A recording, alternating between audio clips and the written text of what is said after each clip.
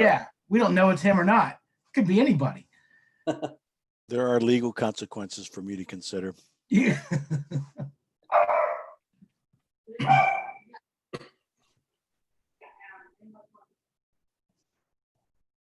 Brian Bupp's brother is ex-cop, and so I really need to be careful around him. Well, he's an ex-cop, so you don't have to be careful anymore. All right. No, you know how they work. Band of brothers, man, they're going to stick together. So we're on YouTube now, Seth? We are now officially on YouTube. We can start. All right. And we can get the meeting underway.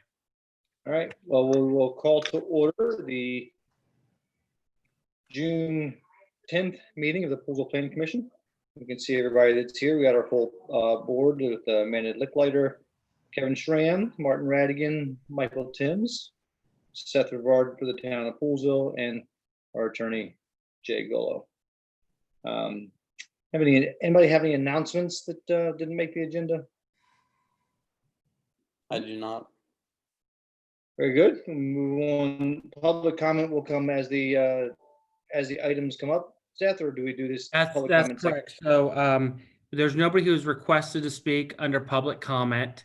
There are people in the waiting room, but they are for agenda related items, and we'll get to those agenda related items. I will bring them into the room. Okay. And just before we get into any official business, I just want to say I talked to Seth. This is 100% a legitimate legal meeting we're having. So we follow all the same rules and protocols and procedures, just in case anybody had any doubt. So we'll proceed to the approval of minutes. It would be the revised minutes. Did everybody get a chance to review them? Yeah. Yep. And I have one slight edit, and that is my name is spelled with a Y. My first name is Bryan. Doesn't really matter too much now, but might as well be right. And I don't have any other edits or anything. Anybody else? No, make a motion to approve the minutes. Second. All in favor? I'm gonna need your voice here, Mike. You have to get off. All in favor, say aye. Aye. Motion carries. Go to the new business. The first item of new business is the variance 001-20 for Kettler Brightwell Crossing. I guess variance they're requesting. Yes, I will start the staff report, but I will bring in Tom Kettler so he can listen to my staff report. Tom, I'm going to present my staff report. Your item has just come up, so I'll present my staff report, and then Mr. Bupp can determine if he will take any comment from you thereafter. So this is a request, as you see in my staff report, by Kettler Four Line Homes for a fence in the height of 10 feet. The code states the maximum height is 6 feet. So he's clearly looking for a variance of 4 feet above that height. So if you're familiar with this request and its location, there's going to be 4 lots, single family residential home lots on Medley Way in Brightwell Reserve. The lots do back up to what is known as the beauty spot in that location, and it's sort of modest light industrial in use in terms of its intensity and parking of the state equipment there, then, you know, clearly the disposal site and those sort of activities. So you have sort of 2 incompatible uses backed up next to one another. The applicant is also proposing to plant in the rear yard of the homes that are proposed to be built, pine trees that are about 6 to 8 feet tall in height. And then the 10-foot fence will be behind that. All these improvements proposed by the applicant will be on the lots of the homeowners. You can see the exhibit I have provided in my packet. That sort of explains the background and the variance request. And the variance is requested from section 12A1 of the zoning ordinance. And just to refresh, your role in this is to provide a recommendation to the Board of Zoning Appeals, which the Board of Zoning Appeals will then have their own public hearing and notice process for this and actually make the determination. But your role is to provide a recommendation to them. So maybe a little bit different than what you've done in the past, but essentially there are 4 conditions sort of outlined in your zoning ordinance that you have to meet a variance for. And I've built my staff report on those. They're a little bit expanded language, but it is the key heart of what the zoning ordinance anticipates will be expected of an applicant to meet when they apply for a variance. So the first one is that there's no effect to the public health, safety, welfare, or the rights of adjacent property owners. As noted, the 2 incompatible uses, the fence and trees will buffer these fairly 2 incompatible uses and actually provide an improvement to the rights of adjacent owners, actually to both parties, to provide a little buffering for both the residents and then the other use on the other side. The second requirement to meet, and you have to meet all 4 requirements, is there special conditions or attributes that which pertain to the property and were not created by the person seeking the variance. The person, seeking the variance did not create the 2 incompatible uses. The zoning category sort of existed. I should say in one case, the use existed, and then of course you have residential zoning next to the other. So they did not create that situation, sort of a pre-existing condition. C, would eliminate an unnecessary hardship. This is a key element of any variance. And the variance would eliminate an unnecessary hardship. Without the variance, you'd have to have some sort of substantial buffer of distance between the 2 incompatible uses to try and soften that effect between one and the other. So some sort of wide buffer would be required. This effort to put in a 10-foot fence and then pine trees really shrinks that down significantly to provide a much decreased buffer zone. So it would eliminate unnecessary hardship. And then finally, does it meet the intent of the zoning ordinance to provide some substantial justice? The intent of the zoning ordinance is sure that there's usually some sort of transitional zones or transitional use. The nature of this improvement will attempt and afford an opportunity to provide a transitional use and meet the intent of the zoning ordinance. The other element of that in terms of substantial justice is it's going to provide the residents who are eventually going to live here a little bit of more peaceful use of the rear yard, a little bit of buffering from the adjacent use, and then also provide the use that does exist, the right to have its operation without any concern from adjacent owners. So the staff recommendation in this case is to grant the variance in the height of the 10 feet as the applicant has proposed. This is going to be a vinyl fence. It's not what I did not note that yet. Hire an attorney who doesn't have a house. So the staff recommendation is to grant this variance as proposed by the applicant. Showing, you'll see there's conditions of approval, which are 2. One is that the height and variety of trees as shown will be done, which is the minimum 6 to 8 feet at time of planning. And then the developer is responsible for notifying homeowners that the fence is a responsibility of each homeowner and not the HOA. Just so that that's taken care of, that granting this by the town does not mean the town is in any way a party to this situation. So that is a staff recommendation to you all. And then you just need to make that recommendation to the board. But I'm willing to take any questions if you need to. And then Mr. Kettler is here. Seth, I got a question for you. Noting that the homeowners are responsible for maintaining both the fencing and the trees, do they get any say in this? Like if it was HOA, it's a institutional decision, but these are individuals. Does everyone agree to it, or is it just sort of done and that's it for them? Well, what I would do is, I think it's a good question for Tom when he comes up, but typically, like in any HOA, you sign a list of covenants and restrictions in which you agree to certain terms and conditions for this. And presumably, this is really going to be to the benefit of those property owners anyway. But you may want to ask that of Tom. Okay, I'll ask it of Tom. Okay, and I'll answer it. Hi, everybody. Thanks for having me on tonight. One thing to clarify, there is no, and I think those of you who've been around for a little while, there is no HOA per se out there at Brightwell, because that dates back to the time when Poolsville wasn't really wild about HOAs. We do have an architectural review board, but that's really more for, putting on a deck and those kind of things. So the fence, one of the reasons we decided to do vinyl was obviously it's going to be a lower maintenance issue. We understand that people who own those lots, going to be concerned about that because it will be on their property. We don't anticipate a lot of maintenance with it, short of, a tree or something falling down on it. But the alternative would be to put the fence back behind the property, but right behind the property is the county beauty spot. So then it goes into kind of a never land of who's going to take care of it at that point. So we just felt it was more appropriate. It seemed to make sense to put it on the property. And as Seth pointed out, we do a very good job of disclosing to anybody who's buying lots, different, restrictions or requirements that they have. And certainly that fence will be noted that, there will be a fence.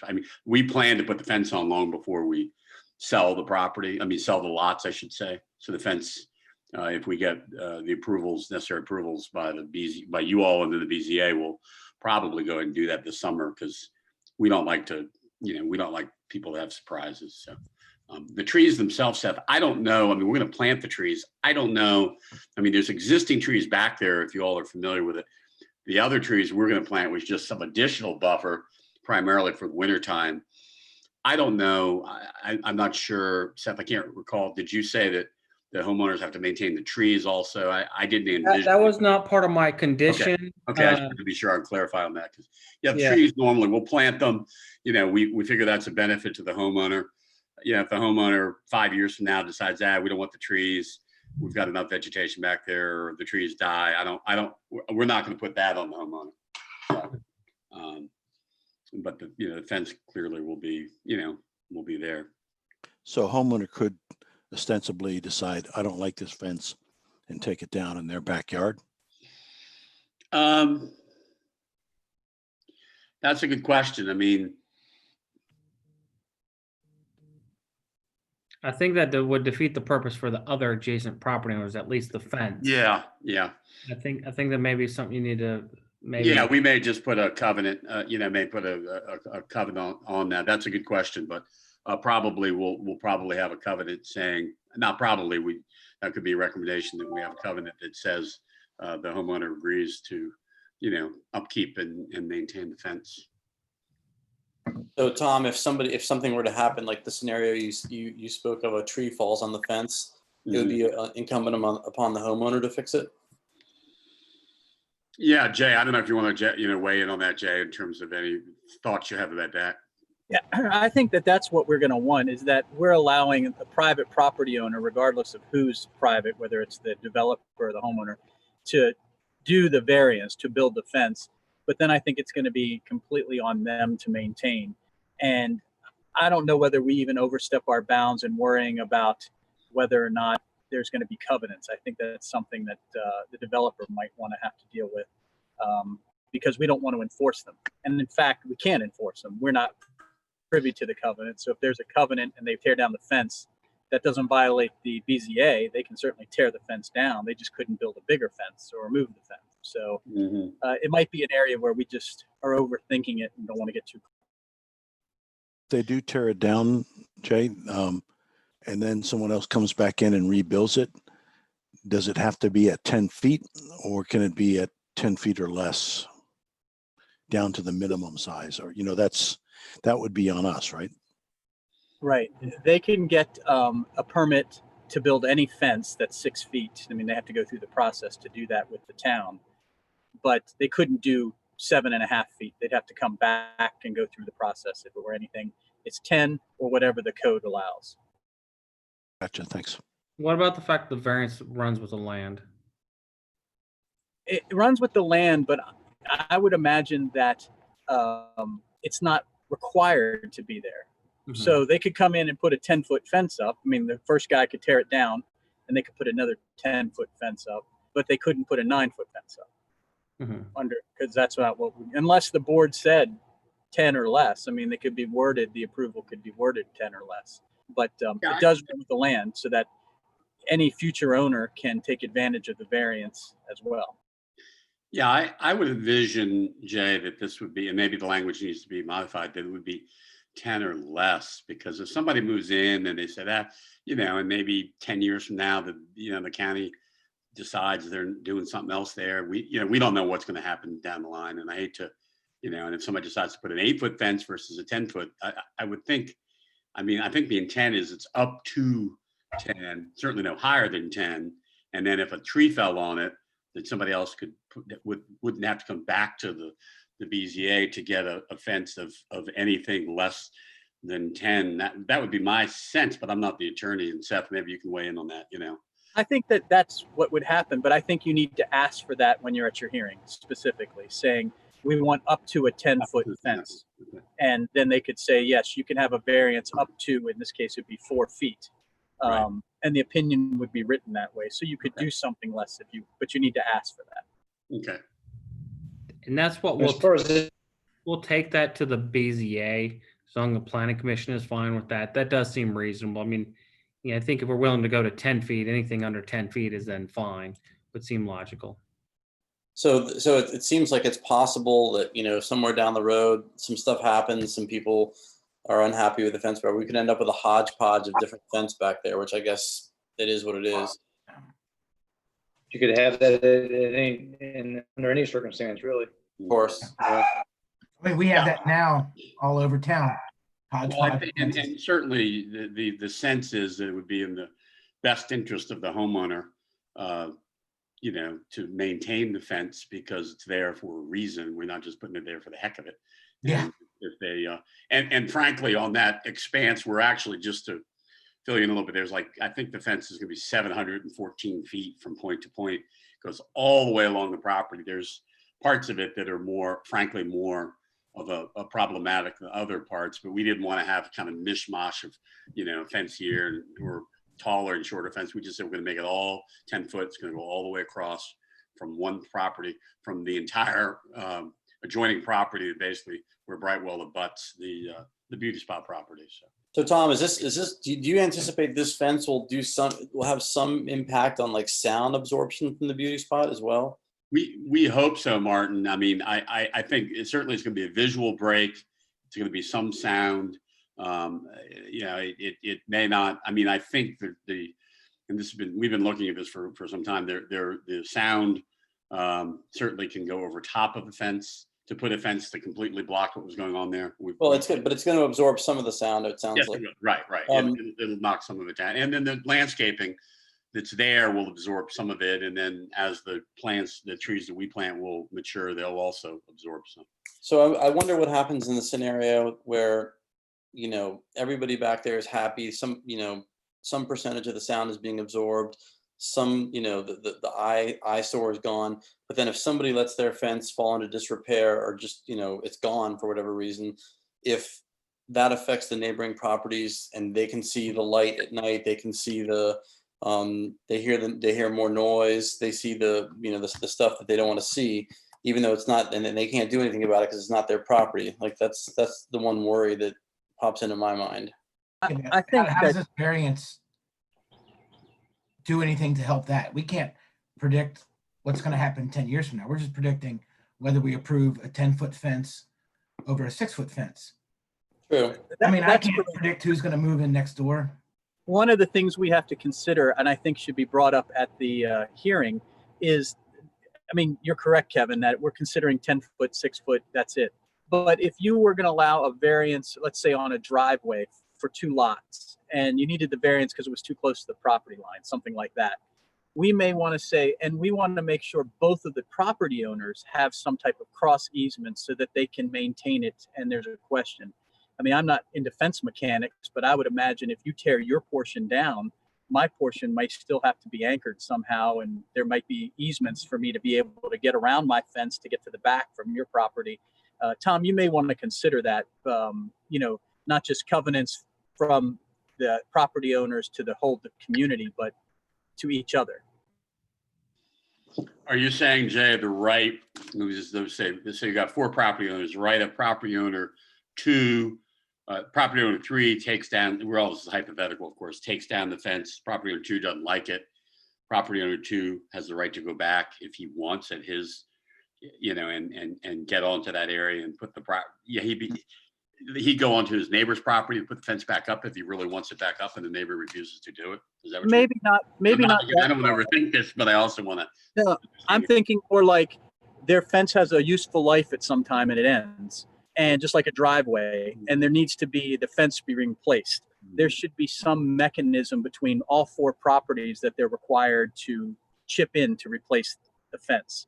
Everybody must like the fence and it's being replaced. So that kind of think of it like a mutual driveway easement. Like how does Yeah, I 4 know what properties you're saying, maintain a driveway? Yeah. Also, what I heard too that was really important, Jay, was that the whatever the sinks are, the structural features are lined up in such a way that someone could go ahead and not necessarily replace their fence and still have a viable fence back there. So that's an engineering issue. How does someone change one of their fence lines and another person not change it and yet still have, the actual structural features there to allow them to be different?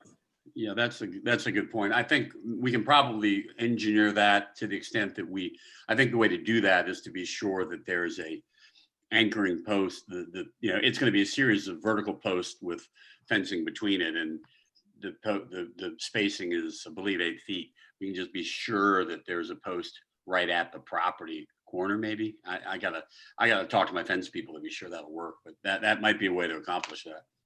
In other words, it comes to property and there's a point, and then the next property, the post is right on the common property corner, because obviously they're going to be shared as they come back together. And Jay mentioned one other thing that was a good idea, is just the ability to get to the back side of the fence. Here for you. Here's a piece of it. So, Jay mentioned the ability to get to the back side of the fence, because you're probably not going to have a gate and a door through, the 10-foot fence. So there is a reasonable presumption that the 2 property owners in the middle may need to get around to the backside somehow, for whatever might happen if the tree falls or other things or what have you. right. There's got to be some.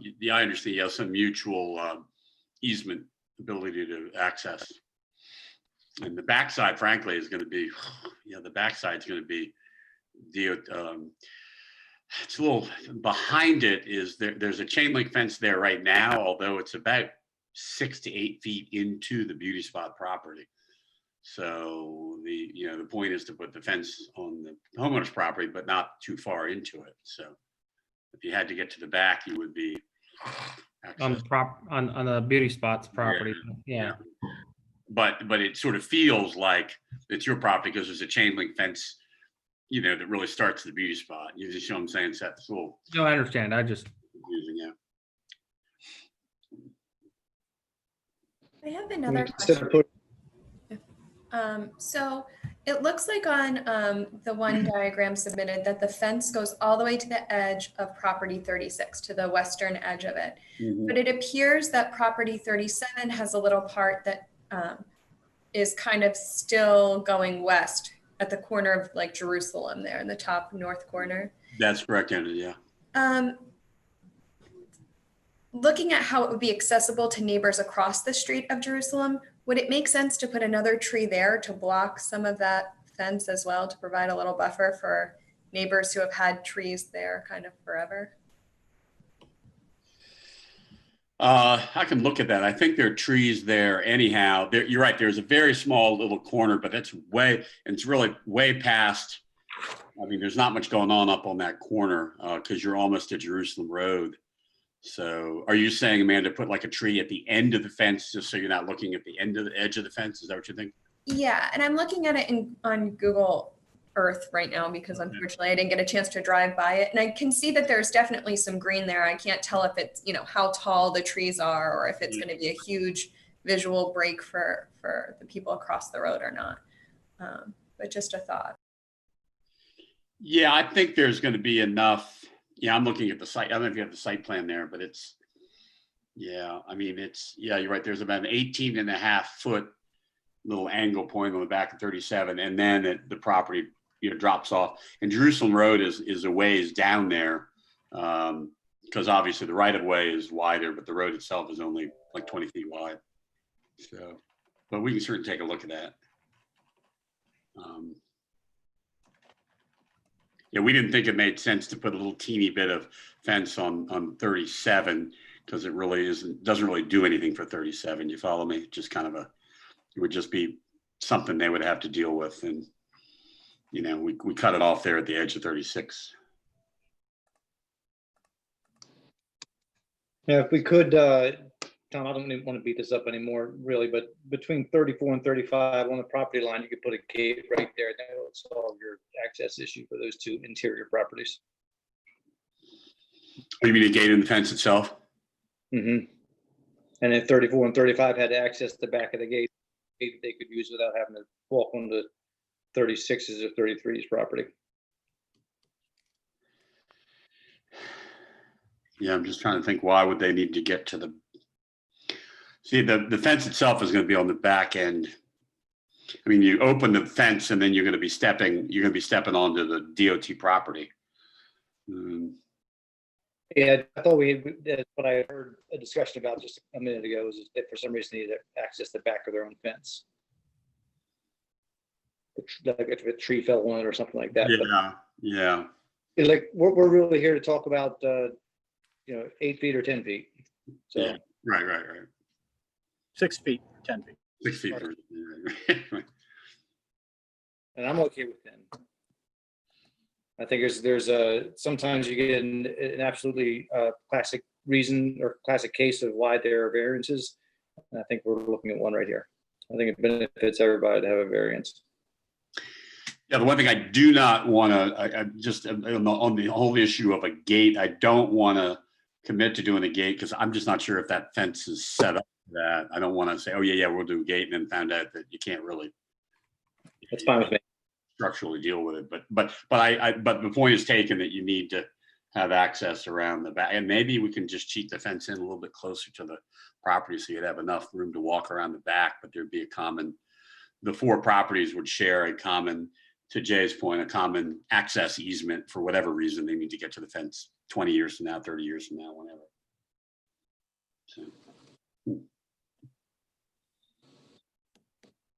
So our job here is to recommend approval or not to the BZA, right? That's our job. Yeah, make a recommendation of this request to the BZA, not necessarily approval, but recommend, whether you agree or don't agree with the 10-foot or some alternative or any other things you might want to add to it.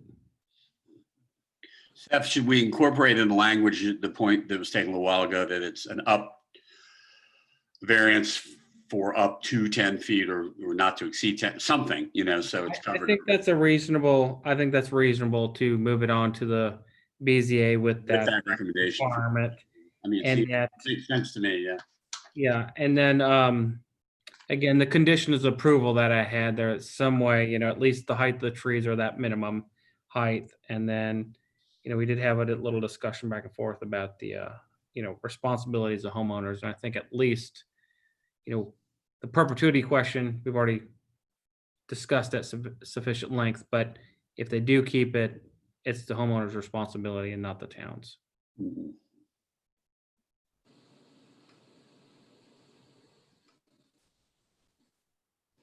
So we're going to recommend, I make a motion to recommend to the BZA approval of variance 001-20. With what was the other thing we're going to add to it? The height of the trees are going to be as shown, and then the property owner is responsible for the fence, and that the height of the fence can be up to 10 feet or less.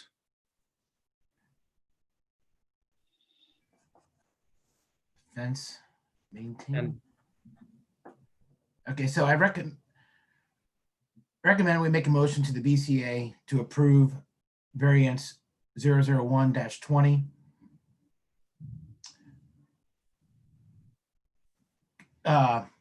Considering that tree height will remain at or above 10 feet.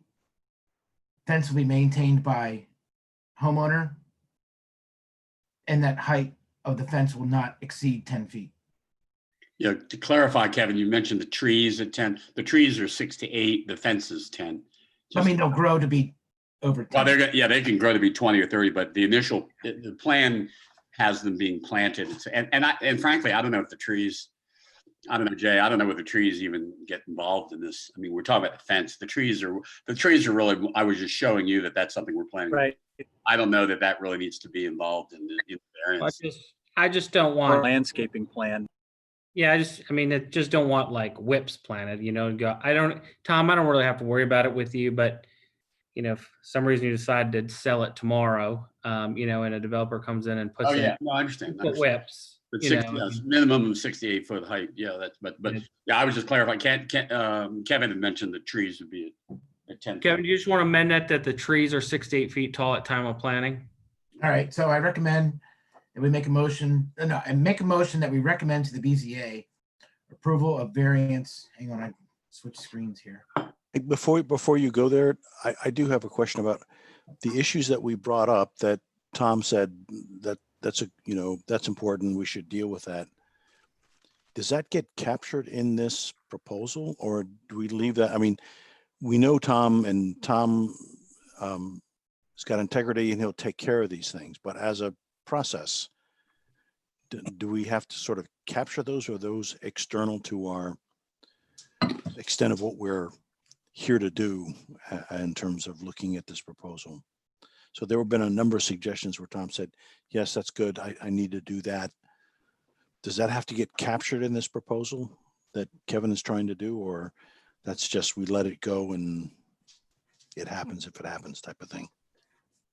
I mean, yeah, those are good points. I mean, I think they would be, I mean, and Jay can jump in there. There'd be conditions, you know, recommend approval with conditions, the following conditions being 1, 2, 3, 4, and whether, you know, we spell all those out right now, or we can get the language to, but that, Jay, jump in there. But that's If you want to make your approval or your recommendation conditioned on certain issues, like Kevin did, then you need to spell them out.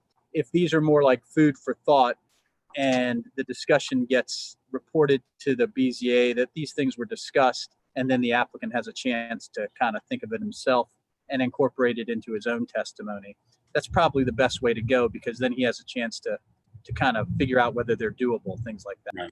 Right. Yeah, that makes sense. Thanks, Jay. So then is Kevin's motion valid? Sorry to interrupt you. Right, I think you amended everything to the way with the conditions of approval, correct? The 3 conditions of approval have been amended. So do we have a second? I'll second. Seconded. All in favor? Aye. Aye. Aye. Aye. Aye. Thank you, Arg. Mr. Clerk. Well done, thank you. Thank you all. Appreciate it. Yep. Thanks, Tom. Yeah, thanks.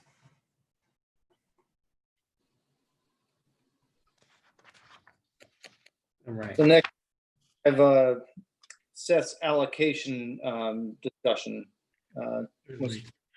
So just give me some time to go through this. This is got a little bit of weight to it. So if you go to my staff report, you'll, and if you've had an opportunity to take a look at it, I've attached a few things to it. I've got my staff report, then there's allocation plan that's existing. I've made a few minor modifications for that. There's an allocation list that I developed based on a pre-existing list and then expanded a little bit.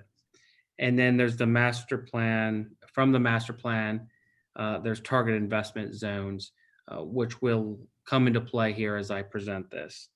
So one of the things I just want to note at the get-go here is that with this allocation plan, you know, there's no guarantee that, you know, you're going to get allocation just because you're on the list. You have to go through a plan approval process, get some vesting through this body here, such as a concept plan, for example, and get some land use rights vested, as I just stated, to be able to really kind of start locking in your allocation. is really about the forecasting and the ability to potentially provide some allocation. But still, this whole plan is based on a first come, first serve approach, as this always has been. So, if you wait too long, somebody else may come and get allocation that's approved on this plan as it is. So, and then just be clear also, just because you're on your list does not mean or obligate the planning commission at all to approve your project. It's just about what could potentially be allocated to your property in that regard. So the allocation plan is updated every 3 years. Last time it was done is 2016. Clearly the next time is 2023. In the allocation plan, there are essentially 4 categories of properties. And at least they're on the allocation list that I developed. There are projects that have started and have allocation. No decision needs to be made about those. They're working through the process. They have their allocation. Nothing needs to be determined. There's the extended. There's a couple of those that have a date time certain, which those will expire. And regarding the project started, have allocation, and extended, they are already considered to be using sewer plant capacity as it is. When we get into the expired allocation, as the name implies, expired for some reason, and those projects are not considered to be using capacity at the water treatment plant. And then the same thing with properties with no allocation plan.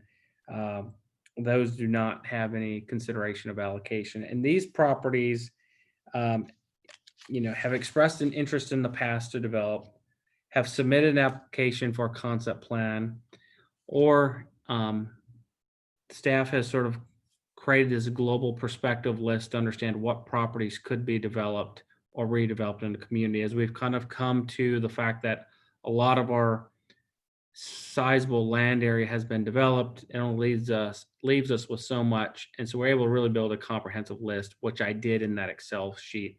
And we'll get to that a little bit more. One of the things about the plan, and this comes into the attachment that I said is the target investment zone, is the master plan divides allocation up by a percentage. So 60% is the target investment area. Just sort of think that as primarily Fisher and a little bit of Elgin, and including the area between Fisher and Wooten. And then that's 60% of the allocation, whatever the allocation is. 60% is dedicated to that area.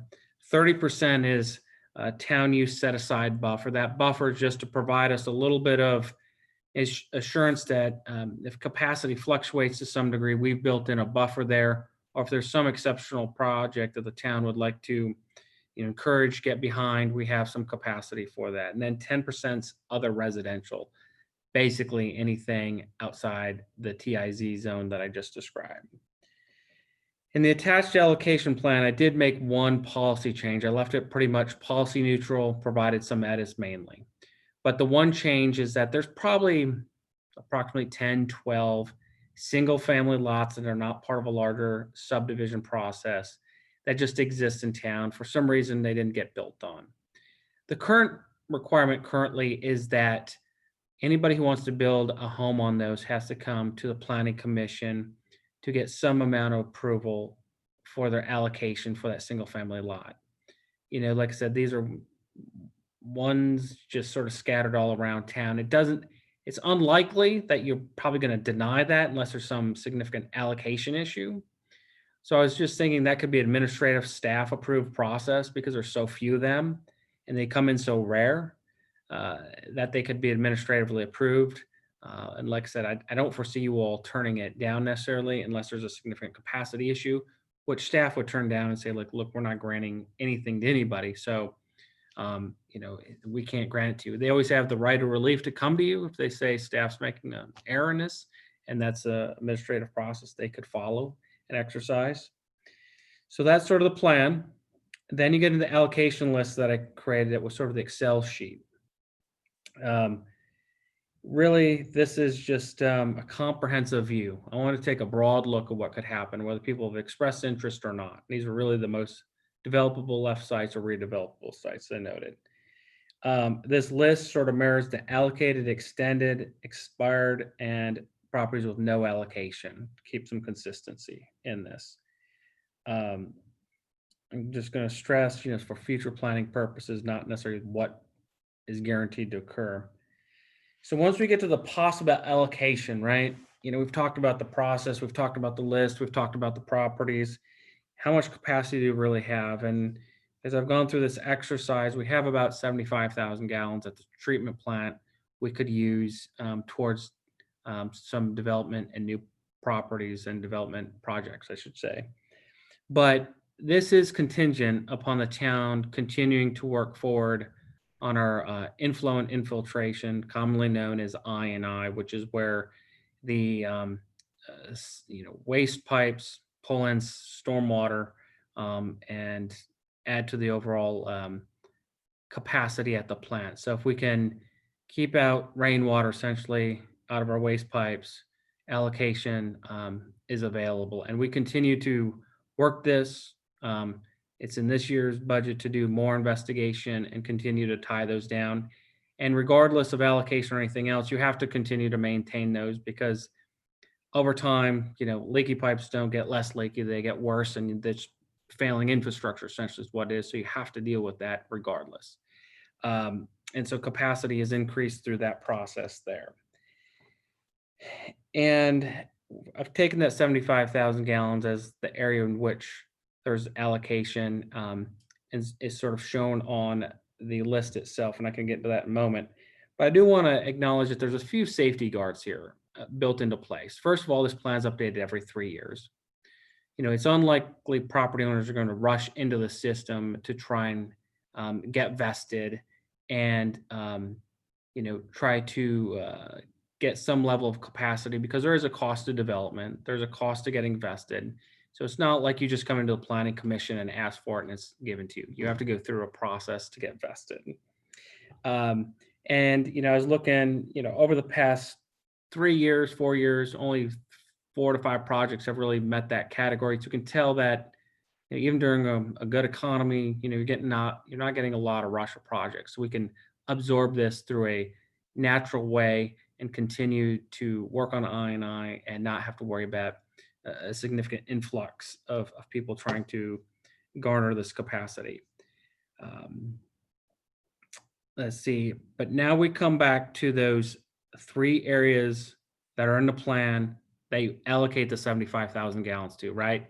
So you've got the TIZ, you've got the town set aside buffer, and then you have other residential. So the plan specifically states, and has for years, that whatever your capacity is, and in this case, 75,000 gallons, 60% of that is in the TIZ zone. So that means there's about 45,000 gallons to the downtown target investment area. The town set aside buffer is 30%. That's about 22,500 gallons. And then in the other residential, basically everything outside that TIZ area, is 7,500 gallons. So as I noted further down below, there's more allocation, there's more potential requests for allocation than we have capacity. That's anticipated, not unexpected. Some projects may not happen, some will occur. And so we just march forward with what we have. I mean, this is nothing new that we didn't know prior. We've just tightened up the number a little bit, essentially. And I will say this, that when you look at this breakdown of the 45,000 gallons for the TIZ area, a number of our projects on the horizon will probably come from that zone. And some of the future projects will also be within that vicinity. So sort of known projects that are, out there, some unknown that look like people are looking around, come from the TIZ. And now the projects that are of interest that haven't gotten some form of approval or in the process of getting approval for other residential of that 7,500 gallons, there's capacity for that. So of known projects, there's capacity for those. As you move out into future years and more speculative, then the question of capacity for those becomes a little bit less certain on those. But that's just basically a state for the next 3 years. We seem poised to be fine with what we have. Really, I'll go to the list in a moment before I do my staff recommendation. I don't know if you've all had an opportunity to take a look at the Excel list. I don't think there's much to go over it because I've broadly explained what the list is. Now it's just individual properties. I really don't think that's where we need to get into is the individual properties as much as the overall allocation plan in that regard. The list is more just for you to understand what those projects are, the priority areas, where they're located, and potential allocation. So the staff recommendation, and this is my recommendation to you, and then on this allocation plan, your role is to make a recommendation to the town commission. So my recommendation to the planning commission is that you recommend to the town commission to adopt this allocation plan as shown with some of the changes in the editorial and the allocation list for 2020 and the capacity noted within this report. Okay, again, I'm just stressing that there's no significant change in the plan from past practices other than those single family lots. We've always been a first come, first serve approach. There's no change there either. And there are a couple mechanisms to ensure that we don't outpace ourselves if that is a concern. One is the plan itself has noted in the event of unforeseen circumstances, we can basically pause some developments and say, we need to figure out where capacity is. We seem to be having some issues. And then the second is this is reviewed every 3 years. If you look, over every past 3 years, we've only had so many projects come online. We should be safe that way. We reevaluate where we are in 2023. If we think we need to adjust and recalibrate, we can at that time. So that's really the collective of my staff report. If you have questions, I'm more than willing to take those. I have a question. So the 75,000 gallons for the capacity, that is what's remaining after what's already been allocated, correct? No, that's not what's left after what's allocated. We have 75,000 gallons of capacity that we could allocate. But if you look at my theoretical list of potential developments, there's about 125,000 gallons that could be requested. So we have a $50,000. We have 50,000 gallons that we can't, we can't supply to some properties, right? But I could have overshot some of those estimations as well. But we won't have 75,000 left over. It's what we have capable to give out. I think what I was asking was homes that are already allocated and things that are already allocated, that 75,000 is left in a separate pot for future projects. Yeah, that's correct. I'm sorry. I misunderstood. No, I probably didn't say it right. Thank you so much. Yeah. Between what's already online and then some of what you'll call the allocated projects at the top of that list and the extended. Seth, I have a couple questions. One is on the staff, the recommendation on staff handling these single lots, and then the second is really more universal. The first one is who or how do you judge sufficient capacity on the staff level for a single lot application? Is there, what's the process for that? Sure. Well, we know fairly consistently what's coming in and out of the sewer treatment plant on a regular daily basis. And we can always ascertain what's happening there. And then we have this 3-year rolling average with the state of what our capacity is as well, and that we report every year. So we know what our capacity is and we know what room we have within that capacity report. And so, it's going to be no different if I brought it to you as a recommendation to the Planning Commission that says staff's determined that, we're on track with, assuring we have capacity. We recommend that you approve this single family home lot for capacity. It's really just looking at our consistent flows. And I got to say that this is relatively so minor that I really don't see an issue with it, because it's not like looking at it as a 10 lot development where somebody's coming in and they're garnering that all at once. I think it's going to be the sizable projects that we got to be more attentive to. Okay, thank you. My second question is really that 10% allocation is at capacity. Do we want to reallocate from some of the other, does it make sense for us to think about reallocating from either the TIZ or the holdback? That's a very legitimate question, and I've thought about that because of how it shakes out in the numbers.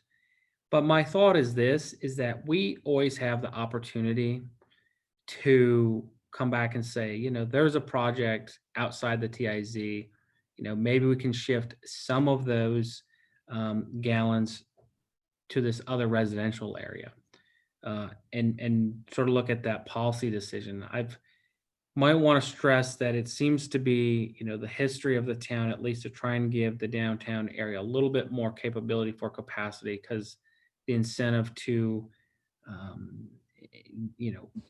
build that area out, redevelop that area a little bit, find some improvements in that location.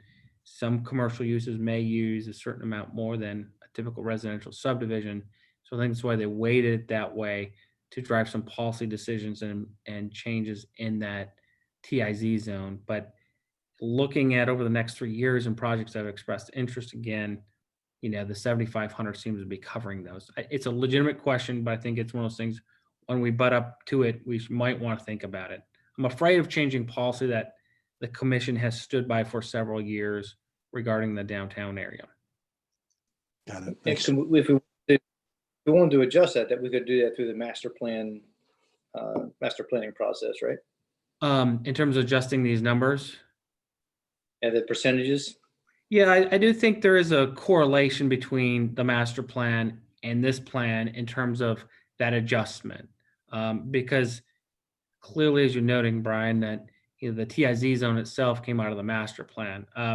So there is a little linkage, not to say that you don't have a little bit of art space to play if we need to, but you are right. I mean, it would be nice, once we can all feel comfortable gathering again, to get to the master plan, to recalibrate where we are as a community and our priorities for consistency through all these plans and documents. This is pretty well explained, actually. I was reading through it. It came very clear. I just want to commend you on a good job, well written. Thank you. I appreciate that. Yeah, agree. Very well done. Thank you. So our job here is to decide whether we want to recommend that the commissioners approve this. So this is going to the commissioners regardless, I assume. We're just recommending whether they should approve it or not. Correct.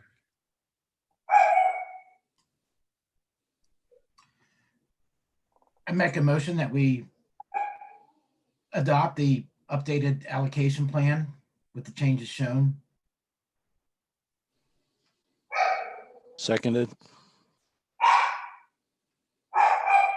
Sorry about the dog barking. All in favor? Aye. Aye. Aye. Oh, I have two sorry, aye. board as well. What, are you getting 2 votes now, Brian? I'm getting 3. I got 2 dogs in the background barking. I had one question that may be a Jay question. Jay or Jack? Yes, Jay. Jay, Jack. that's fine. That's Jay. okay. I know I keep seeing Jack in your name, but That's know my you as Jay. alias. it's good to have. At some point we have these policies and the way we handle things, and we get to the point where we say, look, no more allocations, we're at capacity. How much, it always seems like someone can come up with a legal argument in a political environment where they can challenge a municipality. Could it be challenged at some point in the future and sort of overridden and, put the town in some kind of danger based on someone wants this to happen for them because they own the land? By God, they're going to develop it and it's their right. And, is that something? Yep. That happens all the time for the people that don't get what they want. And the standard that you're always going to be judged by, meaning the town's always going to be judged by, is, are your decisions arbitrary and capricious? So when the town manager was talking about, he didn't really want to deviate from the policy framework that we've had for so many years. It's because we really deliberated on that framework and it worked. Nobody challenged it. It went through. That it's pretty non-arbitrary at that point in time. And so that's what we always have to worry about with those things. And in this situation, sure, you could always be challenged about how you divided things up. But the framework seems like it's pretty solid because you've based that starting from your master plan and moved from. Thanks. We formally voted, right? I think we did. We did. It did, was 5-0. Mhm.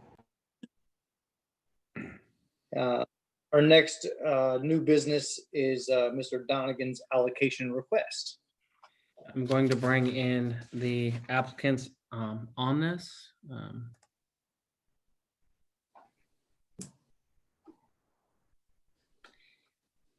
Hey, Stacy, is Jay or somebody else on? I noticed there's an iPad 2. I don't know who that is.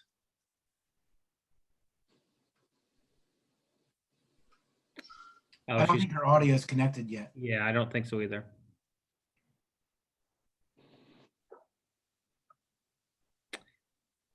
Oh, wait a minute. Stacy, can you hear us? I could hear you, thank you. Yes. And- Hey, did you hear what? Go ahead. I was gonna say, is Jay joined? I'm gonna admit him. I guess he's the iPad 2. Probably so. I just wanted to confirm. Okay. I thought Okay. iPad 2s were obsolete. They were on the iPad Air. His audio is still kicking in.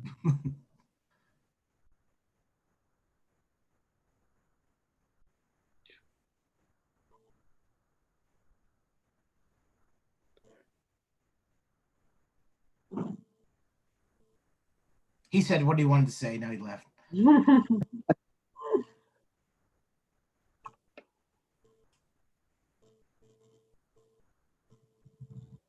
Jay, can you hear us?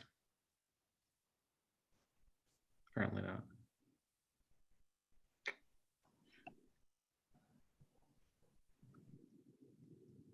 Like I said, I think iPad 2s are obsolete. Working. Your comments are prescient. Um, I'm just gonna text him to see whether, Thank you.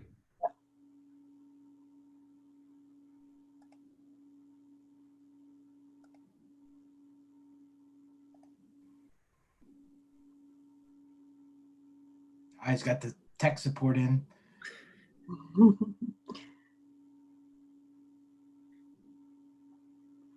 if I'm his tech support, that's not a good thing.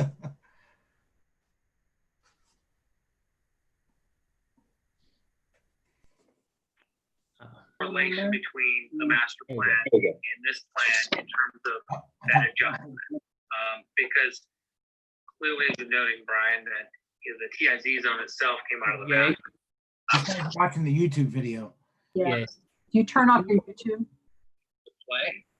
You need to, but you are right. I mean, it would be nice, Hey, Jay, you're gonna have to mute your YouTube because it's getting feedback loop. recalibrate where we are as a Right. community priorities for consistency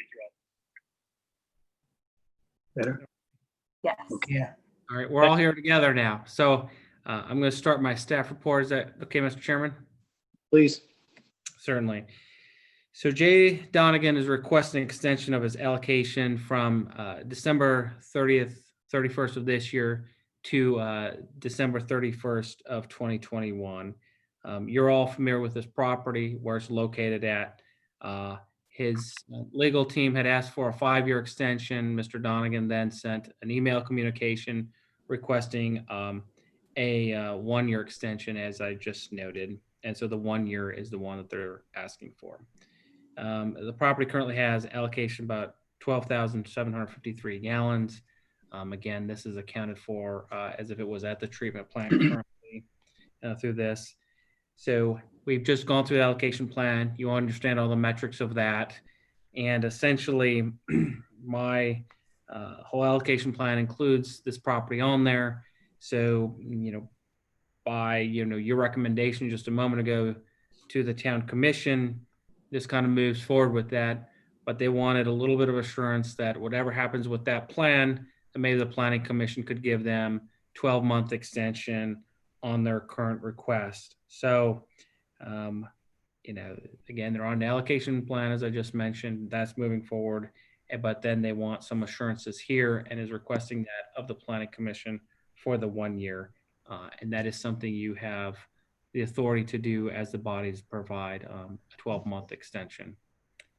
And really, from a staff perspective, since I'm recommending the overall allocation plan to be moved forward and this property's on there, I really don't see why I would deviate from policy if I'm encouraging that property on the overall allocation list. So I see the 12-month within that time frame being acceptable because of what I'm doing with the allocation plan.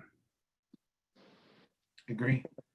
Historical perspective, this isn't the first 1 year extension we've granted Mr. Donegan, and it's because he's shown consistent effort to try and develop the property. He's not sitting on it. So for what it's worth, I agree with that. I think that giving another 12-month extension is in everybody's best interest.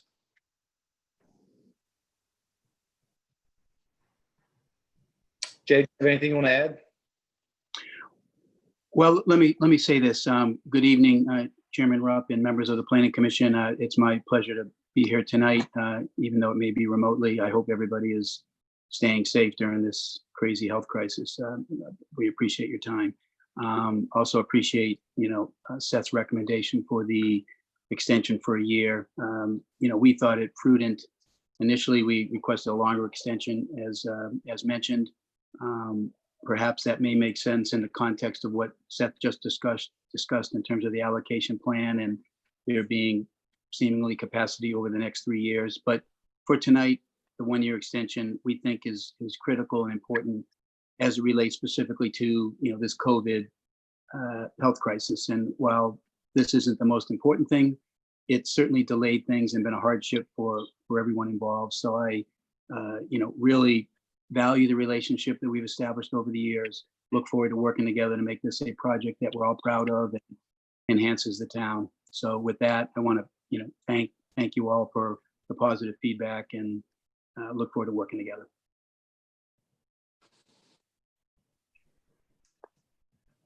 Any other comments from the commission?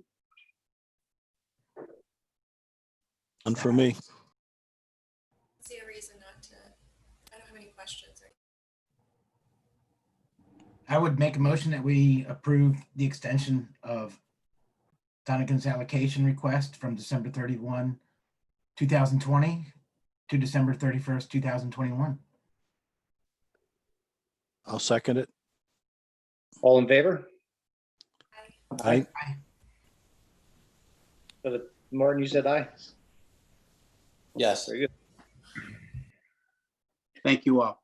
Motion approved. Yeah, thank you for your time, guys. Yeah, thank you. Take care. Good evening. Well, thanks so much.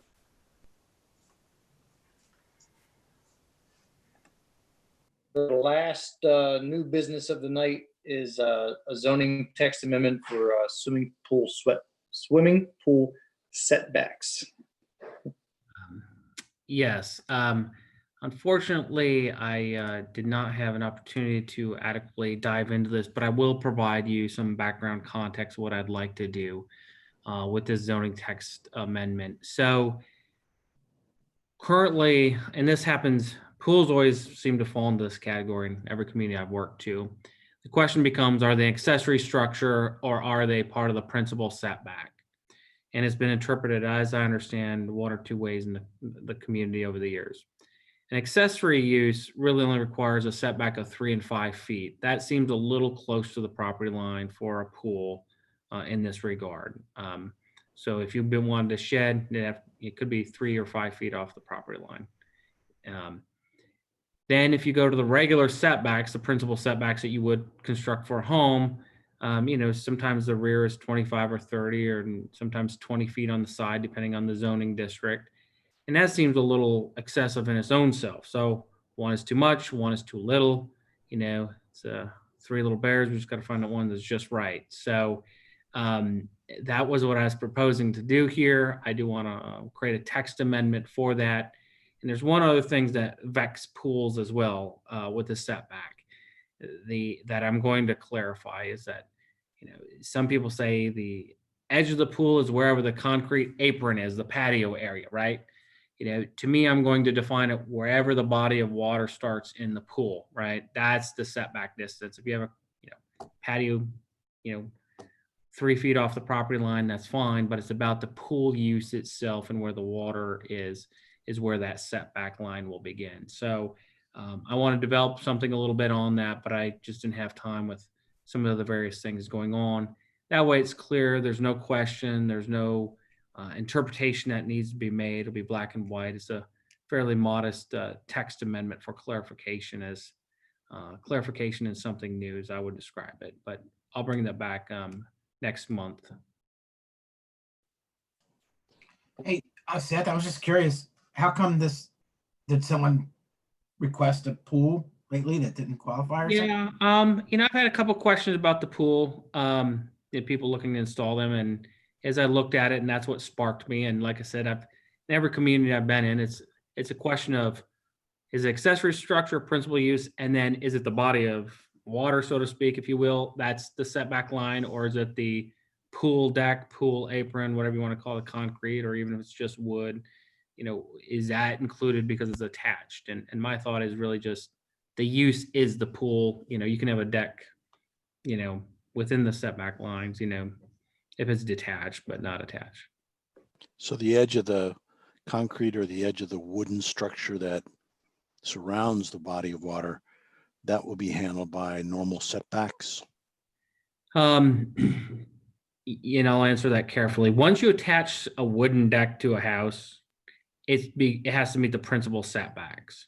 Because if something catches on fire in a deck, the whole purpose of having setbacks is not just light, space, and air, but fire separation, right? But so if you, let's just say for sake of discussion, had a pool out in the middle of your backyard and you wanted to put a deck around it that wasn't attached to your house, then it could encroach a little bit into the setbacks, just like you would, let's say, with a concrete pool, right? I mean, if you wanted to pour a concrete pad in your backyard for your enjoyment and use for a barbecue pit, I mean, the principal setbacks are not really what complies with that. Just because it's not attached to a structure, you're not building anything principal use on it. So theoretically, I could pour concrete over my whole backyard and be okay? Well, with one caveat, and I need to look into this for pools as well. I don't know what we've been doing over the years, but we do have a lot coverage area. But your point is generally well taken, though, is that with excluding the lot coverage, you could put, up to your back corner, barring something I'm not aware of, a little barbecue patio set, right on the corner of your back property line, as long as you don't cover the maximum impervious area. And that's to your point of where you're going at.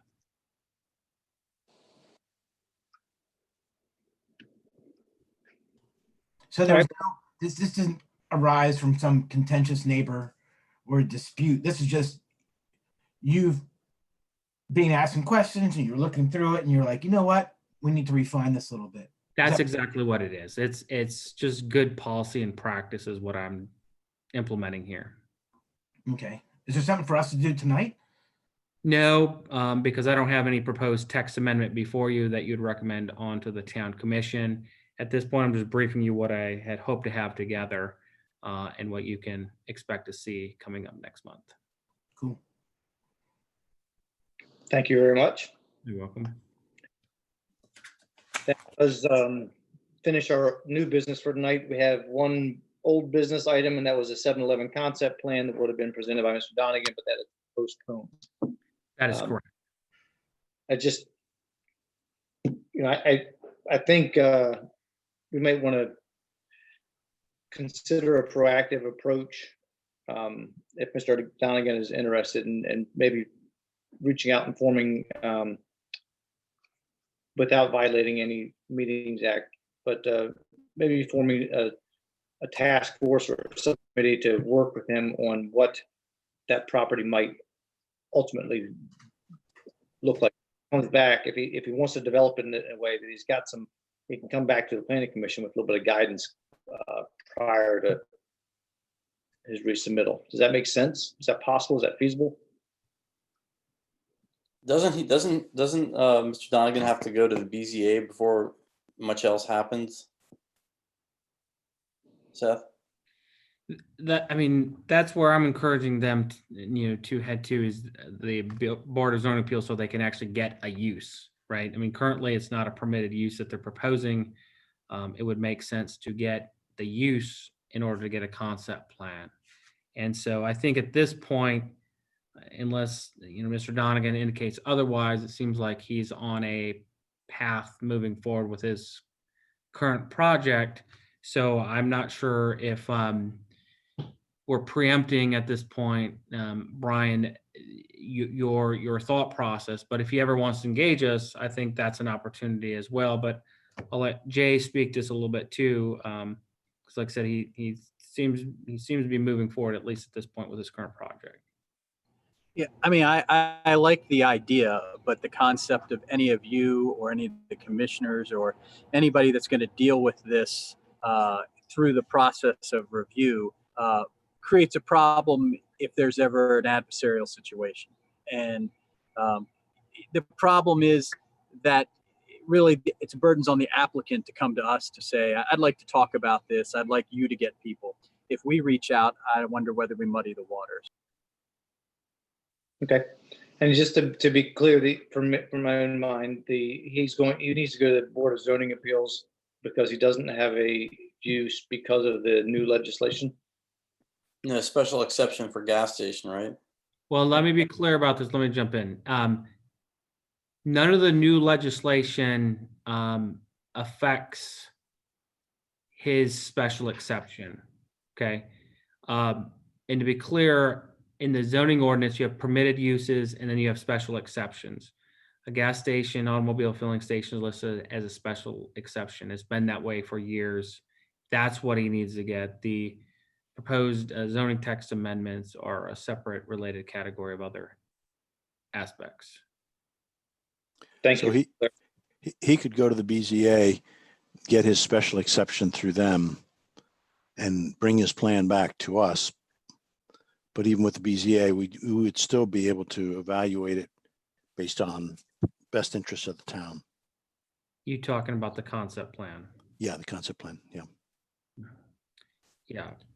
I mean, that's potential, but it seems to make sense to have a use before you go after a concept plan. I mean, if you don't have a use, then if you get a concept plan approved for something that doesn't exist, just doesn't seem to make sense to me. No, I was more interested in our capacity if the BZA grants him that exception to put in a gas station. And we have questions as a town around whether that's what we want there. Then coming for a concept plan would be the next point of interaction with Donegan about whether we want that or not. Yeah, the procedural steps I see is that he goes to the BZA and then he comes back to the concept plan stage. That's correct.